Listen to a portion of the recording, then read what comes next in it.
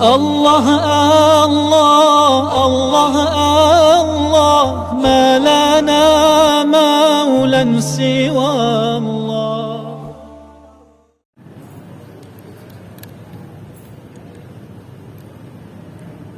بسم الله الرحمن الرحيم. السلام عليكم ورحمة الله وبركاته.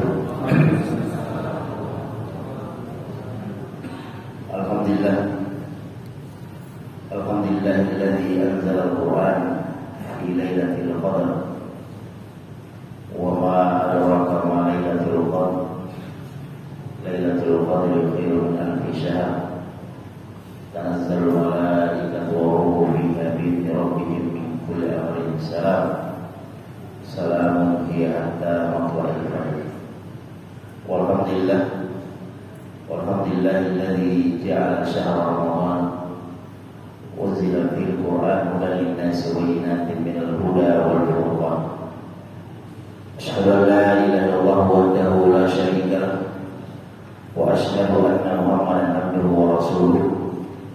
Allahumma shalli ala sayyidina Muhammadin wa ala ali sayyidina Muhammad wa man tabi'ahu bi ihsan ila yaumiddin. Allahumma a'inna ala dzikrika wa syukrika wa husni ibadatik. Allahumma innaka 'afuwwun tuhibbul 'afwa fa'fu 'anna ya karim.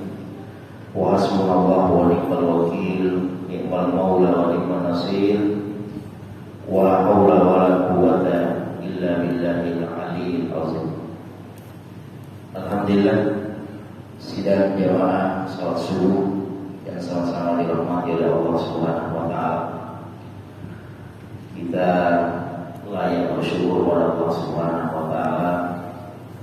Pada subuh hari ini kita semua masih diberikan umur yang panjang oleh Allah, bisa sampai di malam yang ke-21, subuh ke-21. Ini merupakan anugerah terbesar yang Allah berikan kepada kita semua, karena 10 terakhir Ramadan ini merupakan titik krusial, ya. Disinilah puncak Ramadan itu sebenarnya, yaitu ketika menjelang 10 terakhir. Aisyah radhiyallahu anha meriwayatkan, adalah Rasulullah sallallahu alaihi wasallam idza dakhala al-ashrul awakhir min Ramadan, kalau sudah masuk 10 terakhir bulan suci Ramadan, apa yang beliau lakukan? Kata Aisyah, ahya lailahu, beliau menghidupkan malamnya, ya. Artinya kalau sudah memakai bahasa ahya itu berarti full semalam beribadah, ya. Dari habis isya sampai sholat subuh. Kemudian wa aiqadha ahlahu, Rasulullah SAW tidak hanya mencukupkan dirinya saja, tapi semua sanak keluarganya, istrinya, anaknya, sepupunya itu diajak semua, dibangunkan dan dipanggil datang ke masjid. Dan kata Aisyah, wa shadda mi'zarahu, dan saking seriusnya Rasulullah itu sampai kain sarungnya itu dikencangkan. Ini sebenarnya bahasa kinayah, menunjukkan betapa mujahadahnya Rasulullah itu untuk menghadapi 10 terakhir Ramadan.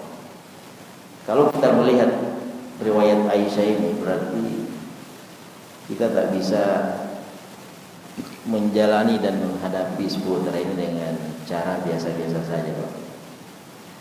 Harus ada gebrakan yang luar biasa, totalitas. Apalagi Rasulullah itu polanya ada dua, ya, polanya ada dua. Dalam riwayat banyak disebutkan, beliau kalau subuh hari ke-20 itu sudah keluar ke masjid iktikaf dan tidak pulang-pulang kecuali setelah selesai Idul Fitri. Dan ketika tahun terakhir beliau meninggal, artinya Ramadan terakhir beliau, itu frekuensinya naik, ya. Iktikaf di masjid itu dimulai di hari ke-10 Ramadan. Jadi 20 hari Rasulullah iktikaf di tahun kematian beliau. Nah, itu artinya adalah Rasulullah SAW memang maksimal dalam beribadah dan betul-betul memanfaatkan momentum ini dengan sebaik-baiknya. Maka hadirin sekalian sama-sama berbahagia, ini baru hari ke-21, masih ada 9 hari lagi. Kurikulum 10 terakhir Ramadan kita harus jelas, Pak. Kurikulum Lailatul Qadar ini harus jelas, ya. Jangan sampai kita sudah disibukkan dengan rutinitas tahunan Indonesia ini, ada mudik dan lain sebagainya, akhirnya kita lupa dengan kurikulum yang selama ini Rasulullah SAW jalankan. Itu di Masjidil Haram dan di Masjid Nabawi. Itu kalau 10 terakhir seperti ini sudah puncak, tumpah manusia di sini. Datang semua iktikaf dan tak balik-balik kecuali dalam Idul Fitri. Tradisi ini mestinya kita hidupkan. Alhamdulillah, ala kulli hal, hadirin sekalian sama-sama berbahagia. Allah mencurahkan hidayahnya dan hidayahnya kepada kita semua. Amin ya rabbal alamin. Jamaah sekalian, ada satu dialog dalam Al-Quran yang coba kita tadabburi di awal kajian ini, yaitu di surah Al-Imran ayat 37. Dialog ini sudah lama sekali, tapi Allah rekam, Allah abadikan dalam Al-Quran. Kurang lebih 2000 tahun yang lalu, ya, kurang lebih 2000 tahun yang lalu pernah terjadi dialog antara Nabi Zakaria dengan Siti Maryam. Nanti bisa buka surah Al-Imran ayat 37. Di situ Allah Subhanahu wa taala berfirman, "Kullama dakhala 'alaiha Zakaria al-mihraba wajada 'indaha rizqa. Qala ya Maryam anna laki hadha? Qalat huwa min indillah. Inna Allaha yarzuqu man yasha' bighairi hisab." Hunalika da'a Zakaria rabbahu. Qala rabbi hab li min ladunka dzurriyyatan thayyibah.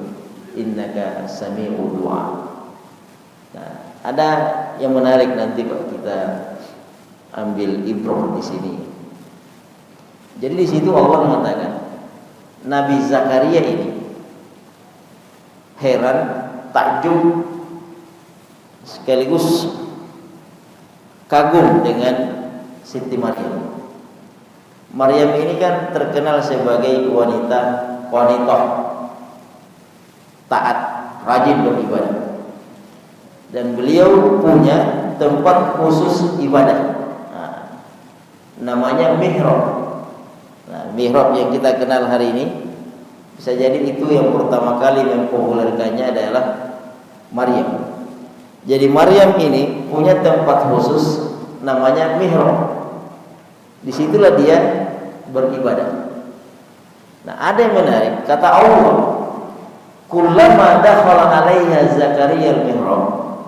Setiap kali Nabi Zakaria masuk di mihrab itu, tempatnya Maryam beribadah, wajada indah rizqa.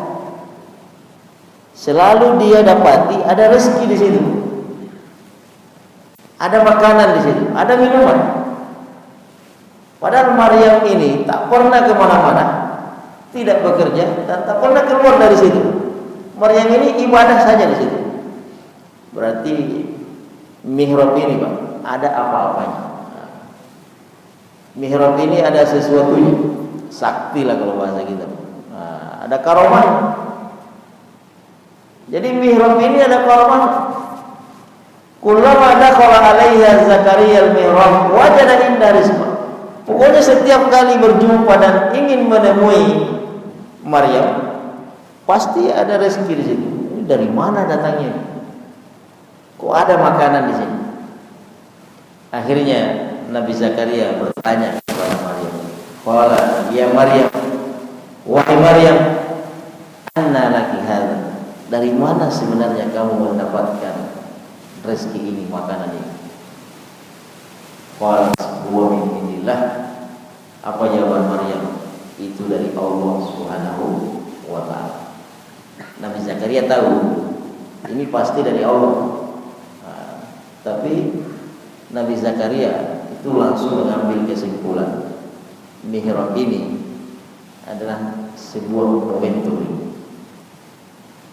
Ini tak bisa disia-siakan. Mihrab ini pasti ada sesuatunya, pasti ada karomahnya. Tapi jangan gampang pula kalau kita mengkaromahkan ya suatu tempat. Sedikit ada tempat karomah. Ini ada ayatnya nih ya. Kalau tak ada ayatnya, tak ada hadisnya, jangan gampang mengkeramatkan tempat. Ini bisa menyimpang kita ya. Kalau ini jelas dari Allah Subhanahu wa taala.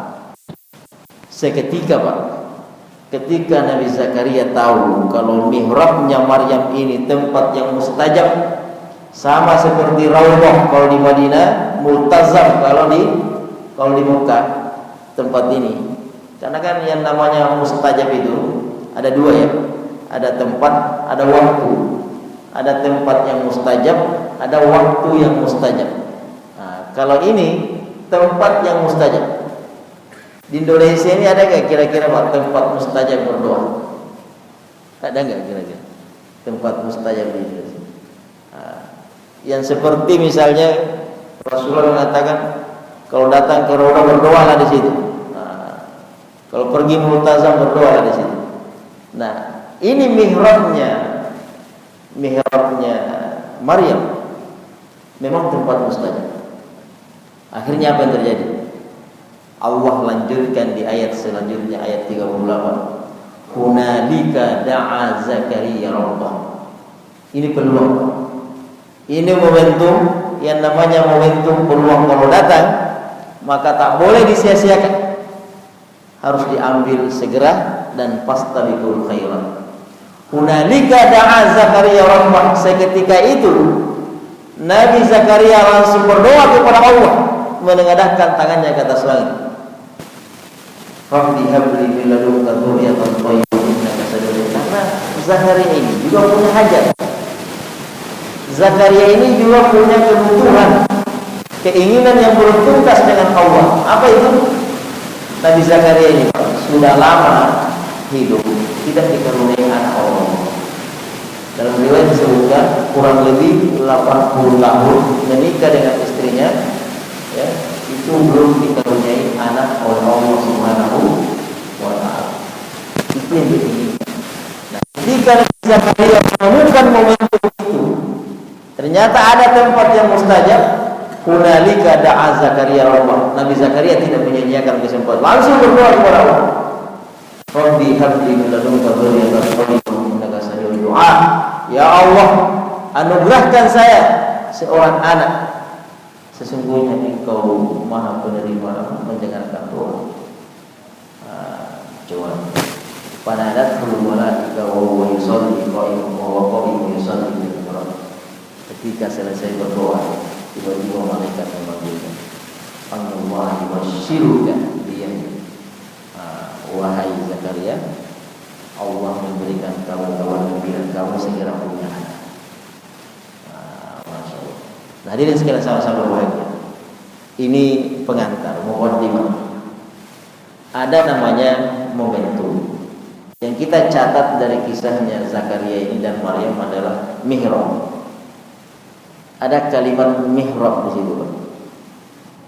Ya, mihrab ini adalah tempat yang mustajab. Ada karomahnya, diterima doa kalau kita berdoa di situ. Nah, alhamdulillah hari ini kita sedang berada dalam bulan suci Ramadan. Bulan suci Ramadan ini juga merupakan momentum emas, merupakan momentum yang sangat mahal harganya. Jangan sampai kita sia-siakan. Ini 2/3 Ramadan sudah lewat, Pak. Sudah lewat. Tinggal 9 hari, tak terasa nih habis Ramadan. Jangan sampai Ramadan kita ini lewat begitu saja sia-sia. Apa kata ulama? Asmal salati sa'atin fi Ramadan. Ada 3 waktu, ada 3 momentum yang sangat berharga sekali di bulan suci Ramadan ini. Jangan sampai kita sia-siakan 3 momentum ini. 3 waktu ini. Waktu ini. Sama seperti tadi Nabi Zakaria. Itu tidak disia-siakan. Langsung berdoa di situ. Ya, karena Allah sudah siapkan mihrab. Nah, sekarang Allah menyiapkan kita bulan suci Ramadan ini. Ada juga momentum emas di bulan suci Ramadan ini. Mari kita ambil dan manfaatkan dengan sebaik-baiknya. Yang pertama, hadirin sekalian yang dirahmati oleh Allah, ada momentum namanya awalun nahar. Awalun nahar, permulaan siang. Wa ma ba'dal fajri, dan waktu itu setelah selesai sholat subuh. Makanya tadi di awal kita sampaikan, kita ini harus jelas kurikulumnya, Pak. Harus ada kurikulum ibadah yaumiyah tiap hari. Termasuk ini di awal siang, sebenarnya Allah sudah siapkan waktu yang sangat berharga yang tidak semua orang bisa mengambil kesempatan ini. Apa kata Rasulullah SAW tentang permulaan siang ini? Ini sekarang Pak, ini waktunya hari ini. Saat ini waktunya. Ada sebuah hadis yang diriwayatkan oleh Imam At-Tirmidzi. Kalau Nabi SAW, Nabi pernah bersabda, "Man shallal fajra," siapa yang sholat subuh fi jama'atin, berjamaah. Nah, syaratnya sholat subuh berjamaah di masjid. Kalau sholat subuh di rumah tak masuk dalam hitungan ini. Man shallal fajra fi jama'atin, siapa yang sholat subuh berjamaah di masjid, tsumma qa'ada, selesai dia sholat subuh seperti ini, dia mau duduk dulu, tak langsung bubar, tak langsung pulang ke rumah. Selesai sholat berjamaah subuh di masjid, qa'ada, dia duduk, yazkurullah, dan dia berzikir kepada Allah. Zikir di sini bisa kita maknai 3 hal. Bisa berzikir dengan zikir lisan, terserah mau zikir apa aja, subhanallah, alhamdulillah, atau mau istighfar, astagfirullah, atau mau salawat, Allahumma shalli ala Muhammad, terserah, atau tahlil la ilaha illallah. Yang kedua, zikir di sini bisa dimaknai dengan tilawah Al-Quran. Lepas sholat subuh kita duduk ngaji baca Al-Quran. Atau yang ketiga bisa dimaknai dengan halakoh seperti ini. Ini juga zikir. Pengajian seperti ini itu juga bisa ikut zikir, Pak. Nah, hatta tatlu asy-syams. Sampai kapan kita berzikir? Pengajian seperti ini hatta tatlu asy-syams, sampai naik matahari. Sampai naik matahari. Kemudian dia sholat 2 rakaat. Inilah yang biasa kita sebut dengan sholat sunnah syuruk. Ada berapa syaratnya itu? Sholat subuh berjamaah, duduk, menunggu waktu sampai syuruk, terserah mau isi dengan zikir atau ngaji. Kemudian syarat yang terakhir ditutup dengan sholat sunnah 2 rakaat, namanya sholat sunnah syuruk. Apa kata Rasulullah? Falahu ajrun, siapa yang melakukan ini maka dia mendapatkan pahala ka'ajri hajjatin wa umrah, seperti pahalanya orang yang sedang haji dan umrah. Tamat 3 kali Nabi mengatakan tamat, persis, artinya pahalanya persis dengan pahala ibadah dan umrah. Nah, ini momentum emas yang pertama. Sederhana sekali, tapi kadang berat kita lakukan. Kadang kami subuh waktu bubar langsung pulang. Jadi ini momentum yang pertama. Lepas sholat subuh kita dulu berzikir, nunggu waktu syuruk, kemudian sholat sunnah 2 rakaat. Habis itu insya Allah kita mendapatkan pahala yang dahsyat. Kemudian yang kedua, ya, momentum emas yang kedua yaitu ma qoblal maghrib, ya, akhirun nahar. Jadi ada waktu awal nahar, ada akhir nahar, ada awal hari, ada akhir hari. Nah, kalau tadi setelah subuh, kalau ini akhirun nahar, penghujung hari menjelang sholat maghrib. Nah, ini hanya bisa kita dapatkan juga biasa di bulan suci Ramadan. Kalau kita hanya aktivitas puasa hanya bulan suci Ramadan. Biasa kita kalau sore, ini kan sudah hari ke-20, apa saja yang kita lakukan selama 20 hari menjelang buka puasa? Menjelang berbuka puasa, jangan sampai kita habiskan waktu dengan waktu yang sia-sia. Ternyata menjelang detik-detik berbuka puasa itu afdalus saat, ternyata salah satu waktu yang sangat mahal. Apa kata Rasulullah SAW?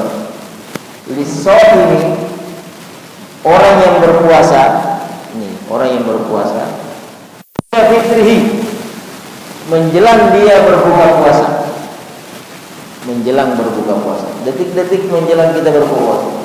Sebelum maghrib, pas kita biasa sibuk-sibuk ngatur takjil, ya kan, mandi dan lain sebagainya. Justru itulah waktu yang sangat mahal. Kita biasa di masjid itu, banyak masjid itu itu masjid nanti sibuk mengatur semuanya pas mau berbuka puasa. Makanya alhamdulillah kemarin ya, nampak di Masjid Nabawi dan Masjid Haram itu yang namanya aktivitas berbuka puasa. Seperti Masjid Nabawi itu tembus 1 juta orang yang berbuka puasa di sini. Karena Masjid Nabawi ini muat 1.500.000 orang. Anggaplah 1 juta orang yang berbuka puasa di sini. Dan sudah dikapling semua. Semuanya ada kaplingnya. Itu habis asar, itu pegawai dan semua panitia itu sudah bergerak. Bayangkan ini, yang mau dijamu 1 juta orang, 1 juta orang. Itu jam 5, setengah 6, itu sudah selesai semua. Sudah selesai. Nah, habis itu apa yang dilakukan? Ini, angkat tangan ke langit. Jadi tidak ada lagi kesibukan di situ. Makanya kata Rasulullah, kalau orang berpuasa, indah fitri menjelang berbuka puasa, jangan lagi ada aktivitas lain. Kenapa? Karena menjelang buka puasa, kalau kita berdoa, doanya tidak akan ditolak oleh Allah Subhanahu wa Ta'ala.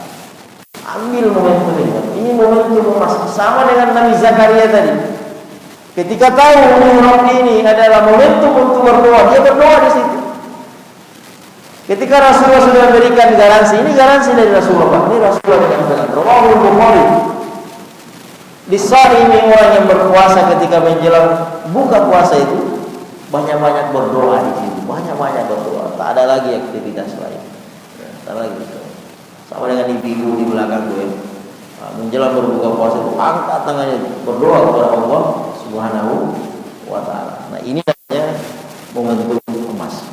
Yang ketiga, yang terakhir, hadirin sekalian sama-sama berbahagia, yaitu waktu sahri. Waktu as-sahar. Ada waktu sahur. Bukan makan sahur ya. Ada waktu sahur. Ini juga ternyata waktu yang sangat krusial sekali. Jangan sampai kita rugi mubazir waktu sahur kita ini. Waktu sahur ini ternyata banyak sekali kesempatan yang diberikan oleh Allah dan banyak sekali keutamaan di situ. Makanya nanti banyak yang berkaitan sebenarnya dengan masalah sahur ini. Kalau semua kita paham tentang fikih sahur, mungkin banyak pola yang kita rubah. Banyak pola Ramadan. Kita kan Ramadan ini polanya normal sekali ya, normal sekali. Sebenarnya kalau kita mau ikut pola sahur ini, maka kita akan banyak merombak ulang kurikulum Ramadan kita ini. Waktu sahur ini waktu sahur ini banyak kesempatan emas di situ.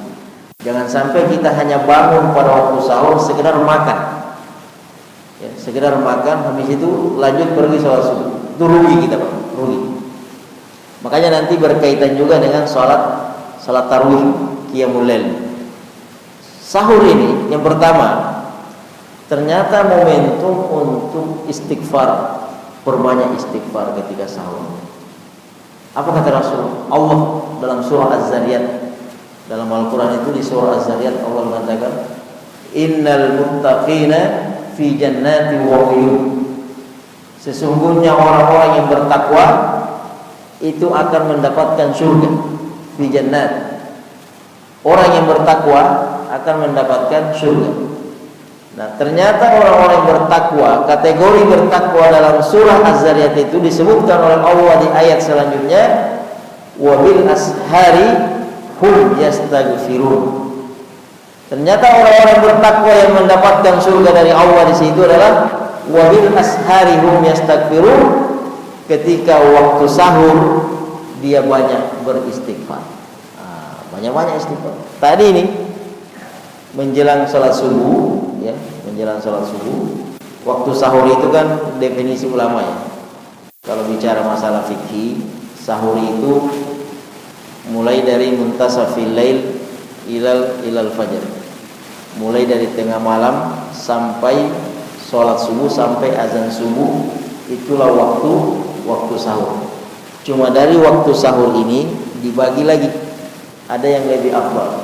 Ada namanya thuluthul lail akhir, sepertiga terakhir, kira-kira jam 3 tadi itu. Itulah waktu yang sangat afdal untuk sahur. Bukan cuma makan sahur, semuanya termasuk zikir tadi, termasuk istighfar. Jadi ibu bapak kalau bangun sahur itu perbanyak istighfar. Ini secara khusus Allah sebut dalam Al-Quran, wabil ashari hum yastaghfirun. Ketika sahur, waktu sahur mereka banyak istighfar, astagfirullah, astagfirullah, astagfirullah. Ini amalan langit, Pak. Amalan langit, Allah yang langsung mengajarkan kita kalau waktu sahur perbanyak istighfar. Apa ganjarannya? Fi jannati wa uyun. Kita akan dimasukkan surga oleh Allah Subhanahu wa ta'ala. Kemudian yang kedua di waktu sahur ini adalah perbanyak doa, ya, perbanyak doa. Waktu sahur itu perbanyak doa. Apa kata Rasulullah dalam sebuah hadis? Ya, yanzilu Rabbuna ila sama'i dunya. Tuhan kita Allah turun ke langit dunia ini kulla laila, setiap malam. Ya, jadi setiap malam Allah turun ke langit dunia fi jawfi thuluthil akhir, di sepertiga malam terakhir, pas waktu sahur. Jadi setiap malam Allah turun pas waktu sahur. Fayaqulu, dan apa kata Allah ini? Allah menantang kita semua. Allah menawarkan kepada kita semua, mayyad'uni, siapa yang banyak berdoa di waktu sahur, fa'astajibulah, maka saya akan mengijabah doanya. Ini tantangan dari Allah nih, waktu sahur. Kemudian yang ketiga, zikir, perbanyak berzikir. Apa kata Rasulullah? Innama yakunu aqrabu minal abdi wa rabbih. Salah satu titik paling dekat antara Allah dengan kita adalah fi jawfi thuluthil aid, di sepertiga malam terakhir, di waktu sahur juga. Itu titik paling terdekat kita dengan Allah. Maka kata Nabi, kalau bisa pada waktu sahur itu kalian banyak berzikir kepadaku. Jadi banyak sekali momentum yang bisa kita dapatkan di waktu sahur. Nah, yang paling penting di waktu sahur ini, yang kadang kita sia-siakan adalah tak ada sama sekali kegiatan salat, qiyamul lail. Makanya mohon maaf, itu pola Rasulullah. Kalau Ramadan itu tak pernah Rasulullah itu salat tarawih yang mulai lepas isya, nggak pernah. Jadi Rasulullah itu qiyamul lailnya itu adalah tengah malam sampai subuh. Kira-kira jam 1, beliau udah start sampai subuh. Dan apa kata sahabat yang pernah menjadi saksi ikut sholat bersama Rasulullah, tidak ada yang menghentikan qiyamul lailnya Rasulullah kecuali gara-gara sudah mau makan sahur. Artinya kalau tak sahur takut langsung subuh. Nah, berarti menjelang subuh qiyamul lail. Nah, makanya tadi saya bilang, kalau kita paham betul tentang masalah sahur ini, paham tentang kemuliaan masalah sahur, keutamaan sahur, maka banyak tradisi kita akan kita rubah. Banyak pola-pola dan kurikulum ibadah yang akan kita rubah. Salah satunya adalah pola qiyamul lail. Salat tarawih, qiyamul lail ini kan sebenarnya salat tarawih, Pak. Ya, salat tarawih. Di zaman Rasulullah tak ada istilah salat tarawih. Istilah tarawih ini istilah para ulama, itu istiadat para ulama. Nah, Rasulullah kalau salat tarawih qiyamul lail itu pada waktu sahur. Kenapa pada waktu sahur? Itu tadi kata Allah, titik terdekat kita dengan Allah adalah pada waktu sahur. Semakin rapat jidat kita ke bumi ini, maka semakin dekat kita dengan Allah yang ada di atas langit. Dan intinya di situ, ketika kita berada pada posisi dekat dengan Allah, banyak-banyak berdoa, ya, karena orang yang banyak berdoa akan dijawab oleh Allah Subhanahu wa Ta'ala. Nah, ini momentum emas itu, ya, waktu sahur. Saya ulangi, awalun nahar, permulaan siang, salat syuruk hari ini, ya. Kemudian yang kedua, akhirun nahar, menjelang kita berbuka puasa. Detik-detik berbuka puasa itu memanfaatkan dengan sebaik-baiknya. Kemudian yang ketiga adalah waktu sahur ini, ya, dan sampai kita sia-siakan hanya dengan nonton TV, ngobrol dan lain sebagainya. Bangun, tak ada kegiatan sholat. Kalau bisa, Pak, kalaupun kita mau sholat tarawih qiyamul lail malam habis isya, sisain sebagian untuk qiyamul lail, sisain sebagian untuk bangun. Karena apa kata Rasulullah? Termasuk orang yang rugi, dia bangun tengah malam dan tidak ada aktivitas sholat. Jadi kalau bisa sisain sedikit rakaatnya untuk pas waktu sahur itu. Makanya alhamdulillah sekarang sudah banyak itu sholat tarawih hanya 8 rakaat, bagi yang paket 11 rakaat hanya 20 rakaat. Jadi yang 3 rakaat ini disisain untuk pas waktu sahur. Termasuk di Mekah dan di Madinah. Cuma sekarang hari ini Mekah Madinah ini tak ada lagi sholat tengah malam, ya, karena masih dalam situasi COVID pandemi. Barangkali tahun depan akan ada perubahan. Biasanya tradisi dulu itu ada setelah isya, ada juga khusus tengah malam. Nah, itu lebih dahsyat lagi, lebih bagus lagi. Itulah yang disebut dengan ihya'ul lail. Betul-betul sepanjang malam dihidupkan. Ada kemarin anak-anak itu diwawancarai dari pesantren Al-Fatah Temboro, Masya Allah. Dia imam yang mulai dari sholat isya, habis isya sampai subuh, selesai 30 juz. Anaknya ternyata masih kecil sekali. Imam luar biasa. Itulah dulu yang pernah lakukan tradisi ulama kita, Pak. Pernah saya sampaikan di sini. Seperti Imam Ahmad. Imam Ahmad itu salat tarawihnya, qiyamul lailnya itu sering tembus 300 rakaat semalam. Gimana cara mengerjakannya? Itu habis isya sampai subuh. Kadang istirahat, ya, sampai 100 rakaat istirahat dulu, tidur dulu, enggak ada masalah. Itulah disebut dengan ihya'ul lail, ya, menghidupkan malam-malam Ramadan. Apalagi ini, ya, kita sudah berada di penghujung Ramadan. 10 terakhir bulan suci Ramadan ini jangan sampai kita sia-siakan juga, Pak. Rasulullah tadi kita sampaikan sangat memanfaatkan momentum ini, kesempatan ini, ya. Mudah-mudahan kita semua insyaallah ada program iktikaf lah. Kalau tak bisa paket full, ya pakailah paket hemat misalnya, kan. Jam 10 datang ke masjid, jam 11 datang ke masjid. Iktikaf di sini. Sekarang datang tidur pun tak ada masalah. Yang namanya i'tikaf kan diam diri aja. Diam diri sampai sholat subuh, apa? Sampai sahur. Cuma sekarang saya lihat Masya Allah di Batam ini program-program i'tikaf di Batam sangat variatif sekali. Ya, jadi ada banyak kegiatannya, diisi dengan kajian, diisi dengan zikir, diisi dengan tadarus, bahkan ada lagi terbaru diisi dengan simaan, ya, simaan tasmi anak-anak penghafal Quran sampai jam 1 malam. Habis itu lanjut qiyamul lail sampai jam 2 jam 3 baru sahur. Nah, itu program i'tikaf. Habis itu habis subuh gini mau pulang tak ada masalah. Mana tahu dapat Lailatul Qadar. Kita biasa terlalu tinggi cita-citanya kan, mau dapat Lailatul Qadar tapi mencarinya paket hemat. Makanya Rasulullah itu, Pak, coba baca betul itu hadis Rasulullah itu. Ini bagi yang ingin mendapatkan Lailatul Qadar. Nabi itu menggunakan bahasa tahari. Tahari. Ya. Man yatahar. Siapa yang ingin mencari fatahar. Nabi itu menggunakan kalimat tahari, mencari. Apa bedanya tahari ini, kalimat tahari ini dengan utlub, iltamis, iltimas, mencari juga namanya. Kalau tahari ini bukan sekedar kita mencari, mengejar Lailatul Qadar, tapi mengandung yahtamil ma'nal intizar. Itu mengandung makna intizar. Yang namanya tahari itu harus ditungguin.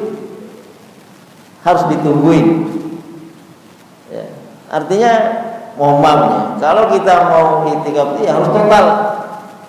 Kayak Nabi itu, Nabi subuh 20 sudah keluar. Nanti setelah selesai Idul Fitri baru pulang. Nah, biasa keluar dari masjid, keluar kalau mau buang hajat dan lain sebagainya. Itulah yang disebut dengan makna tahari. Nah, mudah-mudahan kita semua bisa mendapatkan kemuliaan ini, Lailatul Qadar. Insya Allah, ya, tak ada istilah Muhammadiyah, NU. Ini kan bingung besok tahun ini bingung kapan Lailatul Qadar itu turun. Versi Muhammadiyah itu versi gimana? Insya Allah Lailatul Qadar itu turun. Cuma kita nggak tahu kita ini dalam kondisi siap di masjid atau dalam kondisi tidur atau pas kondisi mudik di jalan. Nah, kita nggak tahu.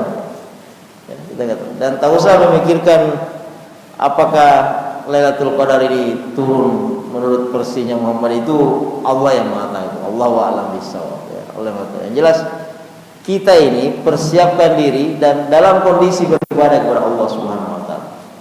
Itulah yang dilakukan Rasulullah, dan itulah yang beliau wasiatkan kepada istrinya Aisyah. Ya. Bahkan beliau lebih spesifik lagi, cari di malam ganjil. Ya. Cari di malam ganjil. Dan lebih dahsyat kalau pas Lailatul Qadar itu turun, kita dalam kondisi beribadah kepada Allah Subhanahu wa taala. Maka pernah ada sahabat yang bertanya, "Ya Rasulullah, kira-kira apa yang saya lakukan ketika turun Lailatul Qadar?" Apa kata Rasulullah? Terbanyak baca doa, Allahumma innaka afuwwun tuhibbul afwa fa'fu anna. Ini ada juga yang menarik di sini, Pak. Ternyata kalau kita dikasih kesempatan nih, ya, dikasih kesempatan, kalau Anda dikasih satu jatah untuk diterima doanya, kira-kira doa itu.